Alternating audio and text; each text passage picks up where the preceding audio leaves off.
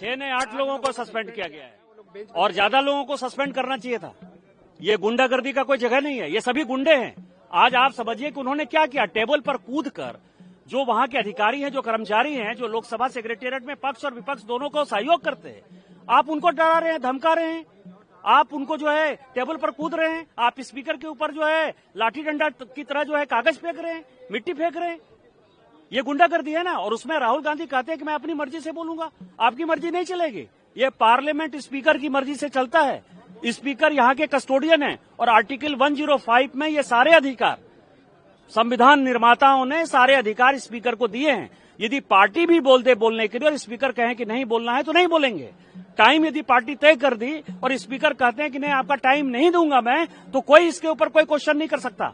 जो 389 है रूल का, वो कहता है कि सारे डिसीजन स्पीकर के हाथ में हमने सौंप दिए। जैसे कि आर्टिकल 368 है कॉन्स्टिट्यूशन का कि पार्लियामेंट को ये पूरा अधिकार है कि वो कॉन्स्टिट्यूशन में चेंज कर सकता है।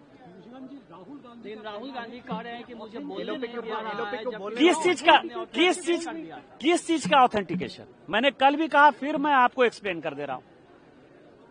जनरल थिमैया किताब लिखना चाहते थे, जनरल करियप्पा किताब लिखना चाहते थे, जनरल कौल किताब लिखना चाहते थे, जनरल मानिक साव किताब लिखना चाहते थे। नहीं तो अभी उदाहरण है, जनरल वीके सिंह ने भी किताब लिखी।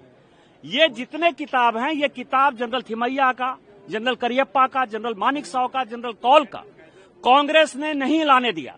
मधुलिमीये जी ने पार्लियामेंट लाइब्रेरी में जाइए, मधुलिमीये जी उस किताब के बारे में बोल रहे हैं, नाथ पई उस किताब के बारे में बोल रहे हैं, पीलू मोदी उस किताब के बारे में बोल रहे हैं, अटल बिहारी वाजपेयी उस किताब के बारे में बोल रहे हैं।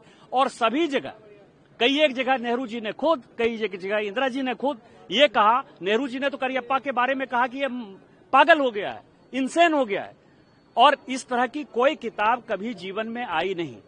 दूसरा क्या है कि एक्सप्रेशन, जो फ्रीडम ऑफ स्पीच है, जिसमें कि आप एक्सप्रेस कर सकते हो अपनी बातों को, उसने कहा है आर्टिकल 2, 3, 4, 5, 6 पढ़ लीजिए। वो ये कह रहा है कि यदि कोई लॉ एग्जिस्ट करता है नेशनल सिक्योरिटी का, फ्रेंड्स नेबरिंग कंट्रीज का, तो इसके ऊपर ये नियम लागू नहीं होता है। इवन 105 में भी ये राइडर दिया गया है। आर्मी एक्ट 1954 ये कहता है कि कोई भी जनरल किताब नहीं लिख सकता है, या यदि वो चेयर पर है। दूसरा 2021 का जो पेंशन नियम है, जो हमने ऑर्डर, एग्जीक्यूटिव ऑर्डर है, उसके आधार पर भी कोई भी किताब लिखने के लिए आपको भारत सरकार से परमिशन की आवश्यकता है।